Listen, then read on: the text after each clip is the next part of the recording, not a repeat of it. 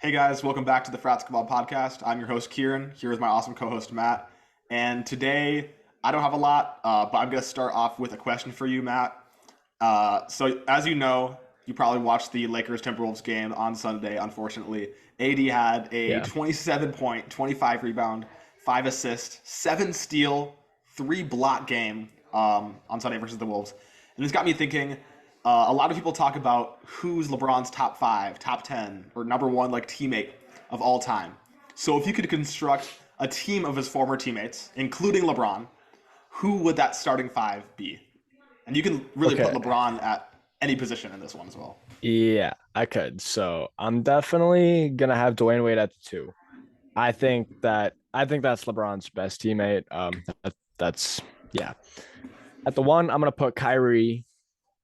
So I got Kyrie, Dwayne Wade, LeBron. I'll probably go AD. AD at the Mm-hmm. four. And then who would the five be? Or I guess I'm gonna move AD to the five.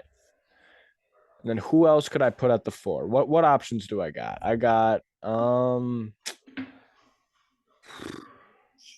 Shane Battier, I got Tristan Thompson, I Mm-hmm. got man, who would number five Yeah. be?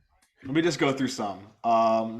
Rajon Rondo, Dwight Howard, D'Angelo Russell, Carlos Boozer, Zydrunas Ilgauskas. Is this in their prime or like when they were on that team with LeBron? Good question. So only when they were playing with LeBron. So like Shaquille O'Neal, you can pick, but he's going to Okay. be whatever Cavs Yeah, Shaquille O'Neal. that's what I was just gonna say right there. But then all right. Um man, that's real. I'll choose Chris Bosh. I'll put Chris Bosh at the four. That one kind of slipped my mind a Oh, little bit. I'll that's go not good. Chris That one also Bosh. slipped my mind. Chris That one Bosh. also slipped my mind. Yeah. So Kyrie Irving, Dwayne Wade, LeBron James, Chris Bosh, Anthony Davis. Those are probably his 4 best teammates as well. So yeah, that's a really good team. That's a really good team. And then also Ilgauskas is a really underrated one of his That teammates, honestly, is. from one of the That only like is. good players from his first Cavs stint. Right. That's low That's a key good team. deep in the bag. I completely forgot about that, man. So good pull out the bag right there. Um something that I got for you real quick. So there's been a lot of talk on NBA Twitter about Jason Tatum as of recently, and whether or not Jason Tatum deserves to be in the top 10 player conversation as of now. So I know that in an episode, maybe two, three, four Mm-hmm. episodes ago, we briefly covered our top 10 players. And I think a little bit has changed since then.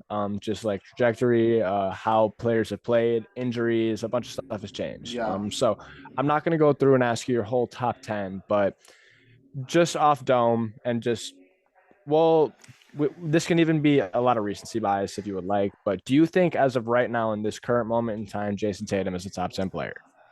So I believe last time, if I can remember correctly, I know I picked Jason Tatum at the 8 spot.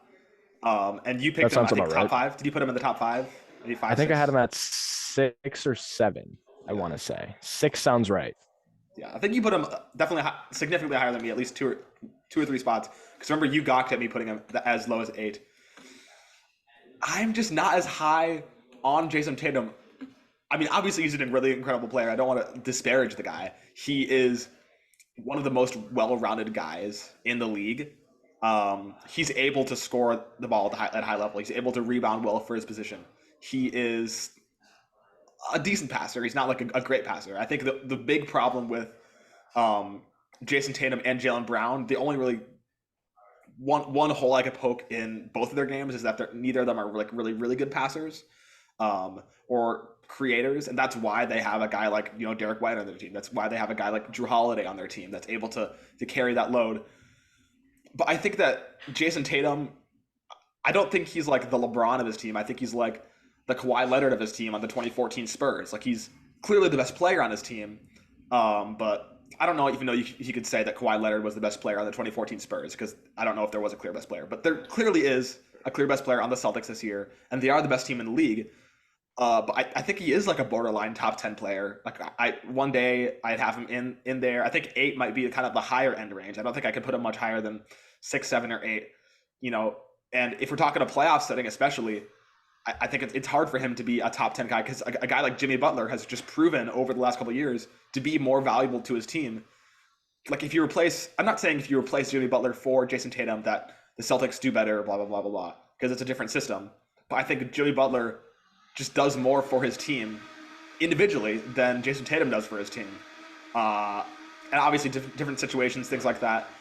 But I think yeah, he's an incredible player, but he just has some weaknesses and some things that just separates him from that tier one level player. I think he's just tier one like B, not tier one A.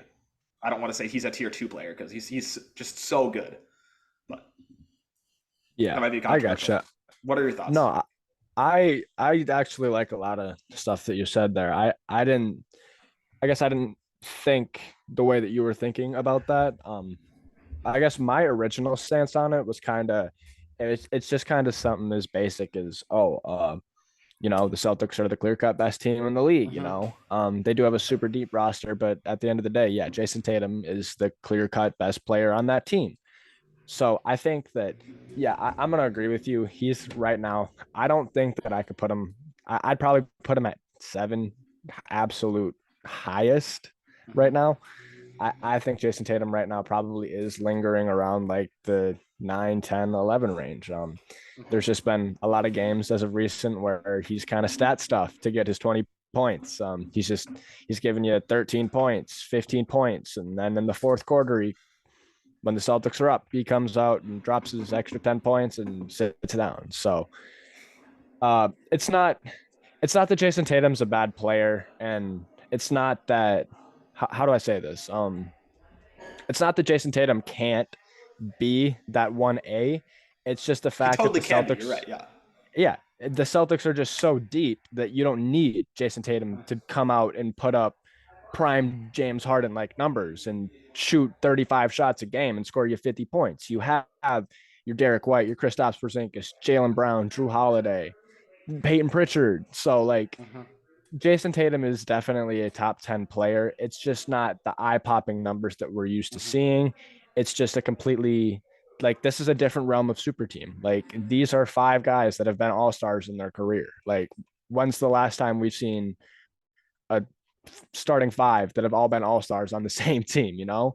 So that's kind of my stance on it. Yes, Jason Tatum's top 10, but it's just his workload just isn't as high as other Mm-hmm. top 10 players due to his situation. The only other couple of teams I can maybe think that have a legitimate starting five All Star roster is like maybe the 2008 Boston Celtics, but like Yeah. I mean you got Rondo, Pierce, Garnett, and Allen, but besides that, I don't know who Yeah. with their Who center was like the Kendrick other? Perkins or something like that. I don't know. No, I think he was on OKC at the time, but either way, Either way, yeah, super anything more deep. than right. Yeah, that's the point here. That's the point here. It's a super deep team, but yeah, just hit him in my eyes, top 10 player. Next thing that I got, just a couple things that something big we actually kind of missed in our, or actually no, we didn't miss it in our last episode. Karl Anthony Towns. Oh boy. Uh, this is Oh sad. boy. This is sad. Yeah, this is a sad one for sure. Definitely a catastrophic injury for the Wolves to say the least. This was the year to do it, or one of the years I should say. Who really knows what comes for Cat? I would really like to see Karl Anthony Towns stay in Minnesota one more year. Just because him and Gobert, they started to figure stuff out. Mm-hmm. The team looked good. The defense, everything's looked great. It's looked the best it has in 20 years. Mm-hmm. So it's a catastrophic blow to the Wolves. But news did officially break today. Cat did get his surgery today, so good news. Hope fast recoveries for the man. Obviously, please, I need it, man. But yeah, Cat's going to be reevaluated here in a month, and the hope is that he is ready to go for the playoffs. So, what do you think about that? Do you think it would be smart to for the Wolves almost rush Cat back into a recovery of a torn meniscus just to I mean, push their playoff push, or what do you think the Wolves should do here? What do you think would be the best course of action if you were Tim Conley? I mean, this is just a bad situation for the Wolves. And an injury like this, like you really don't want to come back early from it because you don't want to re-injure it and you don't want to make it worse. But if you're the Wolves and if you're Cat, like you might have to make that sacrifice to be like, I'm gonna play on it so that we can try to, because they legitimately have like title hopes. I mean, maybe not like they're the favorites or something like that, but they're legitimately in the mix and they could. I mean, I could see them winning a championship with Karl Anthony Towns on the floor. It's not something that's out of the realm of possibilities. And without Cat, like they'll make it out of the first round probably, but it's really hard without one of your top three guys and your second option on offense to do much against like a 3 or a 4 seed in the second round. So, I mean, definitely rest him as much as possible. And I'd say like if you guys get a good matchup in that first round and you're able to still maintain a 1 or a 2 or a 3 seed, I mean, the Thunder are kind of pulling away from that 1 seed. Not pulling away, but like now that you guys have lost Cat, you might lose a couple extra games, and it might be hard to take that 1 seed back. For sure. But if you can not fall with like a 4 or 5, you'll face a pretty, hopefully a pretty mediocre team in that first round. And if you can rest Cat for most of that series, maybe he'll be good to go. Not good to go, but at least a little bit more rested and rehabbed by that second round. And that's, I mean, just hope for the best, honestly. And if it looks bad, then you should just run it back next season because this isn't the only shot the Wolves are going to have. Like, you guys aren't a young team, like you said before, but Gobert has not showed like incredible signs of slowing down. He's not as good as he used to be, but I mean, he's still the defensive player of the year. And Anthony Edwards is like 22. Cat is not like super old. He's like, what, 30? And don't got a ton of guys that are like aging out yet. Maybe Mike Conley is going to get there soon, but yeah, I don't think this is like we the still only locked year. him down for another 2 years. Mike Conley's still not going anywhere. Yeah, exactly. That's what. And I'm he's saying. a super consistent guy. Like you guys can probably run it back next year and have similar results. I don't think this is like a Cinderella story where it's like we did it and then you just go back down to okay, now we're the 6, 7, 8 seed again. I think you guys are still going to be a home court advantage team next year. So, but either way, I mean, this kind of sucks, and I don't like it. Also, another injury that happened. I guess people don't care about it as much because of the player that it is, but Ben Simmons is out for the rest of the season, and I mean, LeBron. I saw a stat on Instagram. LeBron has played more games for the Lakers than Ben Simmons has played in his career. Yeah, I saw that. So, I mean, how much of the blame you want to put on Ben Simmons? I don't know. I mean, I'm just kind of tired of. I know we haven't really talked about it on the podcast much, but just over the years, the Ben Simmons talk has just kind of been grating because he just doesn't really play, and it sucks because it seems like he likes to play basketball. It seems like he enjoys when he's on the court, but he's just kind of a step slower, and he's not as athletic as he used to be. He still has, I think, the passing vision. He still has. Oh yeah. Just kind of the drive, but it's so sad to see a player that, I mean, legitimately had like LeBron-like potential. I mean, maybe the shooting wasn't there yet, but I mean, it could have. Everything else was. Everything else was there. Literally everything else. Some people don't even know this because they didn't really watch Ben Simmons when he was in Philly with Joel Embiid. He was like an All NBA caliber player, and he was him. People saw him like being an MVP candidate like a couple years down the line, and and Joel Embiid being just super dominant in the playoffs. But that just never came of anything. But I know I kind of went on a rant, but I mean those are the two major injuries. One of them, I mean, not gonna matter for the postseason, but the other one, like, yeah, that's unfortunate to see for Minnesota. Yeah, for sure. Just to go back and touch on that Ben Simmons thing, it definitely unfortunate for the man. Like I've seen so much stuff, but like I feel like if you're Ben Simmons too, like at what point do you like call it quits? Because like I feel like it's clear at this point that like his back is giving him major issues. This is coming on what? Is this his fourth year, third year with the back issues, something like that? Like, yeah, I know he's a pro athlete, but at the end of the day, he's not 30 years old. He's too young to be having these kind of issues. He he gets slandered a lot, and a lot of it is a little bit unnecessary, to be honest. Because at the end of the day, if an athlete's hurt, an athlete's hurt. They're still a person. I know they're getting paid millions of dollars, but at the end of the day, you're going to prioritize health. And I think it might be time for Ben Simmons to consider hanging it up just for his own well-being and future. Definitely really sad to see, but just real quick, if Ben Simmons doesn't decide to hang it up, I've seen a lot of stuff that the Nets are going to move on from him. And do you want to know who his the favorite team to land him is currently, and why there's odds for this, I don't know, but it is the Minnesota Timberwolves. So that would be a great addition if I'm going to be 100% honest with you. If Ben Simmons could be healthy, I would love that. But yeah, that's kind of all I got regarding Cat. And then thanks for bringing up the Ben Simmons thing and reminding me about that. But just a couple things here on the Dallas Mavericks now. There's been one super historic thing that's been going on over the last week and a half, which is Luka Doncic, who recorded six straight 30-point triple doubles. And my question for you is, where does Luka Doncic rank all time as an offensive option and a pure scorer? As an offensive, okay, which one? Because that's as a heliocentric player specifically, or we'll say just pure scorer, just a bucket getter, like a T Mac or a Kobe or something like that. Just gonna go out there and is gonna get you buckets.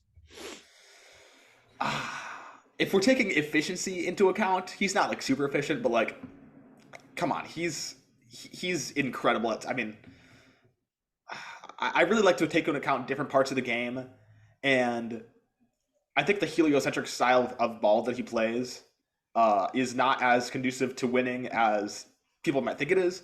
And he is, I mean, he's just a ridiculous scorer. I think just if you're talking about pure scoring, he's certainly top 10, maybe top 5. Yeah. I mean, when you put Carmelo Anthony up there, like I think I kind of get the aura of guys you're talking about, guys that are just straight up bucket getters. And Luka doesn't only do that; like he's able to grab a bunch of rebounds. I mean, he really does guard power forwards, even though he's listed as a point guard for the most part. He gets a lot of defensive rebounds because he's in the paint more, but still grabbing 8 boards a game as a like kind of combo guard is incredible. His passing is ridiculous, but yeah, I'd say top 10 for sure. If you're talking about that, if you're talking about like putting efficiency into that a little bit more, maybe not so much because there are guys that maybe don't score as much as him, but are, markedly more efficient. He is having a good year this year though. And then there's another thing going on in Dallas though that's historic. I don't know if you're going to bring that up. Go ahead. That is what I was going to bring up, and it's Daniel Gafford making like freaking how many shots was it? It's like 20 of his last 20. 28? I thought it was like 24, bro. That's crazy. 28 of 28 is insane efficiency. Like, I know, sure, he's a big guy just sitting and dunking, sitting in the paint, like doing whatever. But 28 for 28 against the best athletes in the world is crazy efficiency. And that's one of the benefits of playing with Luka Doncic. Yeah, for sure. And people have been from what I've seen, some people are like, yeah, that's cool. Some people are just like clowning him. It's like, okay, well, yeah, it's all dunks. And to those people who say that, go ahead and go into an empty YMCA, like no one in there, take a basketball and make 28 straight layups. Most people who play basketball probably might miss one. Daniel Gafford, I mean, like, it's not like all these shots are like wide open, fast break dunks. Like, Some of these shots I'm sure are mid-range shots. Some of these shots I'm sure are contested, like layups and dunks and stuff like that. Like, they're not easy shots at all. Like, making a shot in the paint in the NBA is not like easy. Obviously, it's not like a guard doing this would be obviously more impressive. But I mean, this is just ridiculous. I don't want to discount this accomplishment at all. This is like Wilt Chamberlain kind of stuff, making 28 shots in a row. And I think the record right now is Wilt Chamberlain. He has a stretch of 32 and a stretch of 35. So if Daniel Gafford, I don't know if he's aware of the stat. I mean, I'm sure he's aware of that. I don't know if he's going to try to. Probably. He's got to be. Yeah, he's probably going to. I don't know if he's going to like try to chase it. I think that'd be kind of dumb. But I mean, if he gets it, that's another Wilt Chamberlain record down the drain. Yeah, and the Dallas Mavericks' next opponent is actually a small ball team, the Golden State Warriors. So Trace Jackson Davis though might be stopping that. True, I forgot. Yeah, he's starting now though for him, isn't he? Or is he? He should be. I think so. I'm pretty sure. I'll check real quick. But yeah, thank you for reminding me about that. But yeah, Trace Jackson Davis, he's been looking pretty good as of recently. I would say so. He guarded Giannis like I don't think I've seen anyone guard Giannis recently in a game against the Bucks. And then he posterized Wemby last night, which I don't think any player has anyone posterized Wemby really this season. For like Kai Jones. Okay, so Kai Jones, and that's just two of the most random players. A rookie, and then Kai Jones posterizing Kai an Embiid. Jones and Trace Jackson Davis. But yeah, from what I'm seeing, Trace Jackson Davis did start. Warriors starting lineup their Oh, last game was Pajemski, Draymond Green, Jonathan Kuminga, Chris Paul, and Trace Jackson Davis just due no, so to no the Curry, Steph but yeah. injury. Yeah, it's due to the Steph injury. But obviously he just subbing for Chris Paul. So yeah, I mean, I guess we'll see. Would be a cool little ESPN ass record to have for Daniel Gafford. But yeah, that's honestly all that I kind of got for today. A little bit of a shorter episode. Unless you got anything that you just want to touch on real quick before we wrap stuff up. Uh, I got like a couple more things. I just wanted to mention Donovan Mitchell has just not is not eligible for postseason awards at this point. He has missed his 18th game, so that's kind of Oh, sad. I guess you didn't see that, but he's missed too many games, and he's not going to be able to make an All NBA team, which he might have. I don't know if he would in a very guard heavy Eastern Conference, but he certainly would have made at least like a second or third team for in sure. the Eastern Conference. Actually, now that I think about it, it would be probably him and who, like Brunson. I don't know who would act. Maybe Tyrese Halliburton would make it. No, Tyrese Halliburton wouldn't make it over Donovan Mitchell this year. Also, Tyrese Halliburton is also ineligible. So, Mm-hmm. So who are the yeah, guards that's that are sad. eligible? Maxi, Brunson, Maxi Brunson, Trey Young Dame, isn't. Dame. Dame. Uh, Uh, yeah, those second and third teams are going to be kind of scant then. I don't know. they are. This is gonna be weird. This is definitely gonna be a weird adjustment year to the whole like 65 game rule. Like I know that I'm gonna grow to love it even more. Like I'm already a fan of it. I think it's good Mm-hmm. for the league, but it's definitely gonna be a weird adjustment because like I feel like at some point there's just gonna be like Trace Jackson Davis, all NBA second team, and we're gonna look. Our kids are gonna look back at that and be like, "What, bro? He played against streamers. This is irrelevant. Like, He what? Blah played blah blah against blah blah." streamers. Like That's something like hilarious. that. Oh my But gosh, that's hilarious. yeah, I I would don't like know. maybe Jordan Poole can make an All NBA team. I don't know. That'd be hype, He's on bro. a hot stretch off the bench. I'd be hype. Love me some Jordan Poole. Love me some Jordan Poole. Maybe But at yeah, least gives Kid Cunningham some credit. I mean, Kid Cunningham. I don't. Is Kid Cunningham? Is he ineligible? Maybe. I don't know. yeah, I Probably. think he is. I think he is. Yeah, Cade's always hurt. He's made of glass, But unfortunately. man, but the Pistons have been better. They have tied the record now for So the worst team in the NBA. I With think the the Wizards have Wizards. won their last two, or like one was close or something like that. Yeah, they won their last two. So Uh, they pulled away.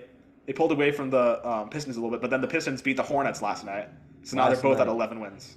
And right now the Wizards are getting pounded by the Grizzlies by almost 30 points. Dude, the Grizzlies are going to be scary next year. Not going to lie, the Grizzlies. I mean, the fact that they're able to even be like not the worst team in the league. I know they've had Triple J for a good amount of the season, but like besides that, they've been playing like G leaguers like crazy, and they're winning Mm-hmm. some games.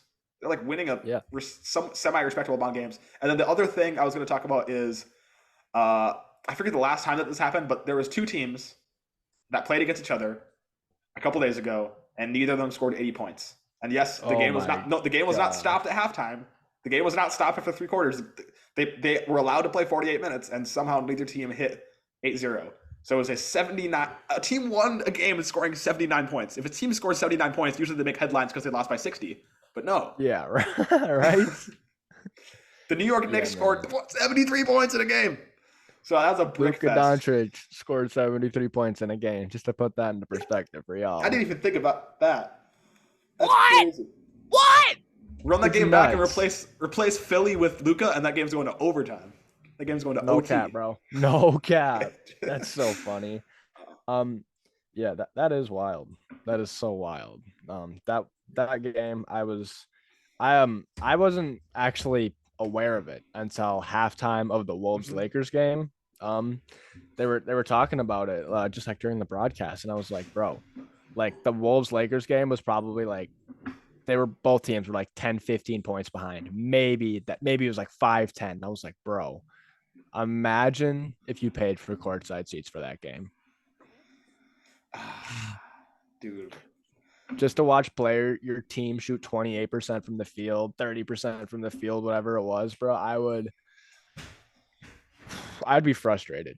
I would be frustrated to say the least if I was a There's fan of something in the either of air. those There's teams. definitely something in the air. And New York and Yeah. Philly are just kind of falling down the standings. Honestly, they're especially if I mean Philly's been pretty bad without Joel Embiid, but New York has kind of been struggling. I think a big reason, an underrated reason why is OG Anunoby is has he come back yet? I don't know, but He has starting to work out. He's back in basketball activities, so he's going to be coming back soon. okay, that's good because I think for New York to make like a serious, I think they could make the finals if like the Celtics have a meltdown or something like that. I don't think they could win, but New York is Yeah, definitely a dark horse team. But I think they need a guy like OG Anunoby to be like a wing stopper. Like OG Anunoby is like their only hope of guarding like Jason Tatum or Giannis in a for real. series. So they need him. Yeah, I agree with you. Yeah, I think a fully healthy New York Knicks team definitely could make some noise in the playoffs. And like you said, yeah, they're definitely I guess who I'm rooting for to come out of the East. I'm a big Jalen Brunson guy. I enjoy that. So yeah, I'm really hoping that the Knicks get healthy. And yeah, Well, in that case, I'm rooting for the one Kings to come out of the West. I don't know. So yeah, we can beat them. valid. I get it. One more thing that I Go do ahead. want to drop on you real quick. So, I saw this take today on just by some TikTok guys. I don't exactly remember what the podcast was, but I heard one of the most crazy takes that I think I've heard Oh, post brother. All-Star break. And it was that Jamal Murray is a top 5 point guard in the league. That doesn't check out like off the top. I mean, top 10 for, probably. Uh, so Here, Luca, Steph, Jalen Brunson, Donovan Mitchell's not a point guard. Um, Shea. Shea is Shea a point guard or is he a shooting guard? Yeah, he's a point guard. Point guard. Damian Okay, Lillard. Dame. Okay. Would you take LaMelo Ball? A healthy Not LaMelo over. Ball? No, not over Jamal Murray. Okay, I'm just gonna be generous. Okay, I'm gonna take out. I'm Okay. gonna say that Shea is a shooting guard. I'm gonna assume that's what we're gonna say. Now I'm at 4. Uh, I'm gonna give the benefit of the doubt and say that this season Jamal Murray is. I don't think this season Jamal Murray is better than Damian Lillard, but I'm just gonna give him the benefit of the doubt. I'm gonna look up. I'm struggling to think of point guards. All right. I will give you my list of point guards that I think are better than Jamal Murray. Please do so I can. Damian Lillard, Jalen Brunson, Tyrese Maxey, Trey Young, a healthy LaMelo Ball. I'm taking over Jamal Murray. Shea Gilgeous-Alexander, James Harden, De'Aaron Fox, Luka Doncic, Steph Curry, Ja Morant. I'm taking all those guys over Jamal Murray. I'm taking not as many over Jamal Murray. I'm not taking LaMelo. Okay. Definitely De'Aaron Fox. Definitely Steph Curry. Definitely Jalen Brunson. Definitely Tyrese Halliburton. Definitely Luka Doncic. So that's 5. Oh my gosh, I forgot about Tyrese Halliburton. Add him in there too. Oh my gosh. Yeah. I mean, top 10. I think top 10. Did you just name 10 players there? Or how many was that? I know that I named more than 10. I named 1, 2, 3, 4, 5, 6, 7, 8, 9, 10, 11. I think I'd say he's top 10. I don't think top 5 is quite feasible. But in the playoffs, he just becomes a different beast as well. So I think they're factoring that into it. And also, his fit with Jokic is just ridiculously good. And they're two men. I mean, they're the best duo in the league, I think. I don't think that's really up for debate much. I think Giannis and Dame, no. Embiid and Maxey, no. I could see the argument, but I agree with you. No. Embiid and Maxey is probably the closest. I mean, Tatum and Brown, definitely not. I mean, Cat and Ants is probably also like near top 5. I don't know, but yeah. I don't know. Yeah, that was definitely an interesting take. But yeah, I guess regular season Jamal Murray. I don't think having Jamal Murray outside of your top 10 is crazy. Regular season, it's a big difference. Like, yeah, Jimmy Butler is not like a top 30 player in the regular season. Exactly. I know it doesn't matter. All that matters is when it comes down to the playoffs at the end of the day. And yes, you are right, but regular season Jamal Murray is a damn near a jabroni on some nights, bro. Like it's bad some nights. But yeah, playoff Jamal Murray plays like freaking out of his mind. It's crazy. He plays like bubble TJ Warren basically. He does, bro. He does, bro. He really does. On the topic of TJ Warren, real quick, TJ Warren What's going on? finally missed his first shot in a Wolves uni, man. He's on the TJ Wolves. Warren, he's been hooping for us, bro. He's been hooping. He's been hooping. He gave us like 7 and 5. He's been giving us serviceable minutes, and he's looked good. But it's TJ Warren. He who really cares at the end of the day. But yeah, that's anything else you got to cover? No, I literally had down 3 things. I quickly scavenged together some stuff for this podcast, and we actually made it to probably, I don't know, 30 minutes, 35 minutes. Yeah, so something not bad. Something like that. Did better than not. Yeah, we made it further than I thought we would. So, I mean, yeah, appreciate you guys tuning in as always. Sorry we've been lacking a little bit. I'll definitely take some credit for that one, personally. Me too. Definitely trying to get back on the grind. I'm working on a big deep dive video that I should hopefully have out by the end of the week that I'm hoping. But yeah, appreciate you guys tuning in as always. Like, share with your friends, subscribe if you're on YouTube, do all that fun stuff, and peace out and catch you in the next one. Peace out.